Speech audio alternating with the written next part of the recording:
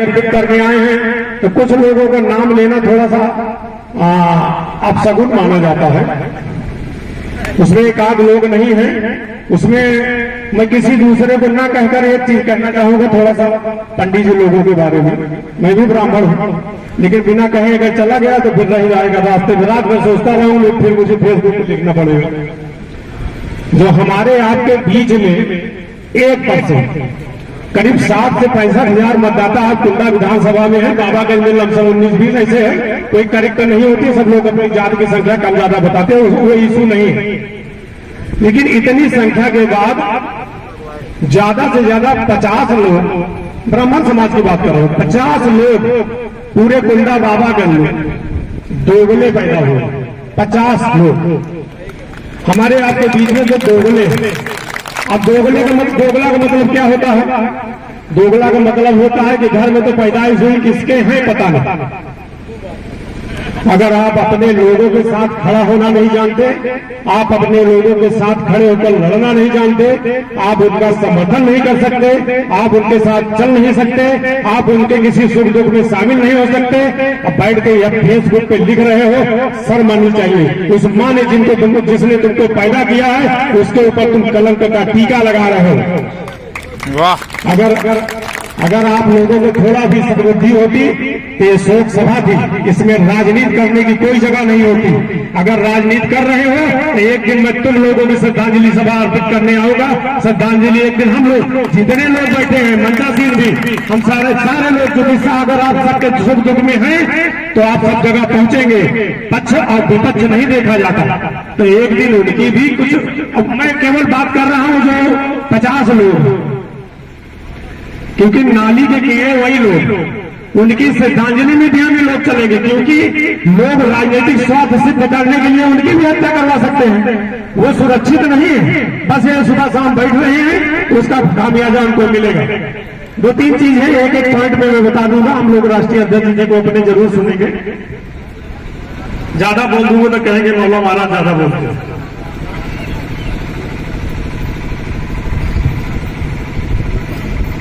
एक घटना और हुई है, एक लाइन में जिक्र कर दूं। हीरागंज के हमारे बीच के चंदन तिवारी जी हैं, आप लोग जानते होंगे, बहुत जुझारू आदमी। कहा जाए तो नीचे पैर से लेकर चुनाई तक मनसेबू पैदा हुआ है ना? बोला झूठ बोला, मनसेबू पैदा हुआ।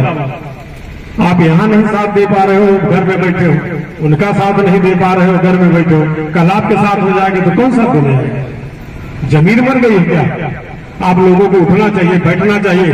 हाँ ठीक है, हो सकता है हम लोग भी दिन भर गाड़ी से कुंडा में यहाँ वहां टहलते रहते, हो सकता है कल मेरा भी नंबर लग जाए, मेरा भी नंबर लग जाए तो आप लोग वहां भी श्रद्धांजलि दूर फूल लेकर पहुंचा रहा। ये परंपराएं खत्म होनी चाहिए। चंदन को ये कह के मारा गया कि ये भाग रहे थे तो वहां भैंस चुराने के लिए आ रहे। जो आदमी 22-25 लाख की स्कॉर्पियो गाड़ी से टहल रहा हो, वो 25,000 के भैंस चुराएंगे? शर्म नहीं लगे दे सकता। उसको कहा गया कि भाई चोरी करने के तो गांव भर मिलकर उसको मारे, और इसलिए उसके साथ वारदात हुई कि यहाँ की रोड में जो घटना हुई थी, उस व्यक्ति में सबसे ज्यादा बोलने वालों में, सबसे ज्यादा ऑथेंटिक बात रखने वाले में चंदन तिवारी भी शामिल थे। और यहाँ से उठने के बाद वो आदमी अपने फेसबुक पे लिखता है कि मैं जनता पार्टी को छोड़ रहा हूं, और वीडियो बनाया उस व्यक्ति ने। तो ठीक है, मानसिकता है उसकी इच्छा नहीं है किसी के साथ रहने की, तो जबरिया रखोगे क्या? उसकी इच्छा नहीं हुई, नहीं रह रहा। हो सकता है आपकी किसी बात को उसको बुरा लगा, वो छोड़ दिया। अब जब छोड़ दिया तो भैया हमारे साथ वो छोड़ दिया तो मुकदमा लिया। ये ठीक नहीं है। आप 1.5 लाख से 12,000 में चला आया, अभी बुद्धि नहीं काम करेगी। दूसरी बात, उनका साथ छोड़ने का खामियाजा है। शुरू करिए तो ठाकुर प्रकाश सिंह से शुरू होता है। ठाकुर प्रकाश सिंह उनके साथ रहे, छूट गए, अलग हो गए। मनोज तिवारी रहे, छूट गए, अलग हो गए। शंकर यादव रहे, छूट गए, अलग हो गए। राजीव यादव रहे, छूट गए, अलग हो गए। छविनाथ गुलशन यादव रहे, छूट गए, अलग हो गए। वहाँ वो अलग हो गए। महेश सिंह फौजी उनके साथ थे, अच्छा काम कर रहे थे, वो छूट गए, अलग हो गए। तो कहे सब लोग आपे को छोड़ रहे हैं? कभी मनन चिंतन करिए, तब तो भागवत वगत की कथा में बड़ी लंबी चौड़ी बात होती है। ईश्वर ये है, मानवता ये है, हम इनकी पूजा करते हैं। शंकराचार्य जी के लंबा लंबा लेट जाई थी। आप वहां का जो चरित्र है, वो समाज का चरित्र जो है, ये दोनों को एक रखना चाहिए। ये चाहे हम हो, चाहे आप हो, चाहे जो कोई दूसरा हो। अगर मन में राम बगल में छुरी, तो फिर सुनना तो पड़ेगा, सुनना तो पड़ेगा। क्योंकि अब आप किससे लड़ोगे? आप अच्छा, दूसरी बात वो कह रहे थे, चलिए वो लंबी हो जाएगी। कौन है ओझा, क्या कहते हैं, के.एन. ओझा जी है, उनकी प्रेस कॉन्फ्रेंस आई थी, उसका जिक्र करते नहीं रह जाएगा, सब लोग यूट्यूब में देखे होंगे। और सुशील मिश्रा ने उनका इंटरव्यू लिया था। मैं सुशील मिश्रा को यहाँ मंच के माध्यम से बधाई देता हूँ। 2-3 चीजें उन्होंने बहुत आपत्तिजनक कही है। हमारा अंदाजा तो उनकी उम्र 75-80 साल के आसपास होगी। हमारे समाज के हैं, हमारे पिताजी के साथ बहुत रहते थे पहले, और समाज के जो बड़े बुजुर्ग हैं, सब लोगों का सामाजिक दायरा रहा है, सब लोग मिलते हैं। उनका बहुत सम्मान है, मैं भी करता हूँ। मुझे करीमनगर की भागवत कथा में मिले थे, हम दोनों लोग बगल बगल बैठे थे। भागवत की कथा हो गया, सर्व समाज के कोई मामला हो गया, तो यहाँ आप लोग अगल बगल बैठते हैं, लेकिन फोटो बहुत खींचा जाता है। तो वहां बैठे थे, बड़ी लंबी लंबी मार रहे थे, हम चाहते हैं मौला भाई समाज बढ़िया रहे, समाज एक हो जाए और सब लोग रहे। हम कहे आप कहा आपके पास जो ना राही नहीं देते, तो कहा उनके बाद छोड़ा। ये मैं कह रहा हूं, श्रद्धांजलि सभा में झूठ नहीं बोल रहा हूं, भागवत की कथा भी मैं सुन रहा था। मैं कोशिश रहती है कि कभी झूठ नहीं बोलता, चाहे अकेले खड़ा रहना पड़े।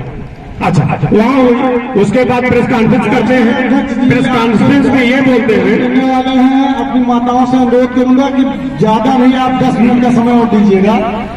अब वहाँ उन्होंने चर्चा किया कि मंच पे वहाँ उनके रोड में संतोष जी के यहाँ भाजपा, सपा वाले, बसपा वाले और सारी पार्टियों के नाम लिया। शिवसेना के पाणे जी भी आए थे, वो भी चले गए। कांग्रेस वाले सब लोग इकट्ठा थे, तो उसमें सपा भाजपा को ज्यादा टारगेट किए।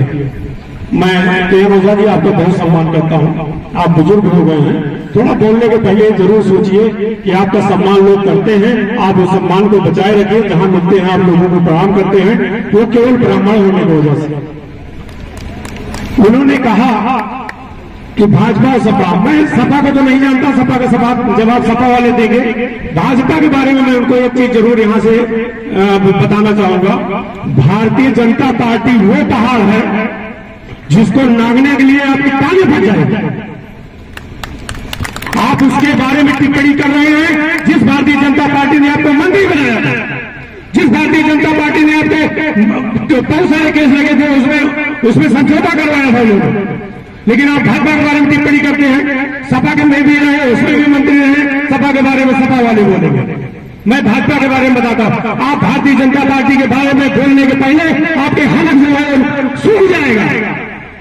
आप लोग समझ के बात करिए, और अगर इस तरह की टिप्पणी करते हैं तो ठीक नहीं है। और भारतीय जनता पार्टी की सरकार है, इस कार्यक्रम में, इस केस में वो पूरी तरह से खड़ी है। आपने पूछा, भूपेंद्र भाई से पूछा, सेनानी जी से पूछा, मैं भी बोल रहा हूं कि भारतीय जनता पार्टी शासन प्रशासन, चाहे शासन हो चाहे प्रशासन हो, सारे लोग पूरे मुद्दे के साथ खड़े हुए हैं और आपके साथ न्याय मिलेगा।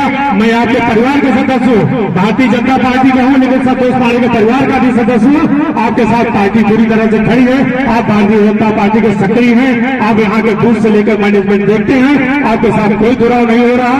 आपको गलत तरीके से अगर किसी ने बकाया तो गलत हो रहा। मैं श्रद्धांजलि अपनी फिर से अर्पित करता हूँ, और मैं विशाल पांडे जी को श्रद्धांजलि अर्पित करके अपनी बात समाप्त करता हूं। माननीय राष्ट्रीय अध्यक्ष जी अभी बहुत सारी बातें कहेंगे, हम लोग उनको धैर्य से सुनेंगे, उसके बाद जो भी कार्यक्रम तय करेंगे उसके बारे में हम लोग आगे करेंगे।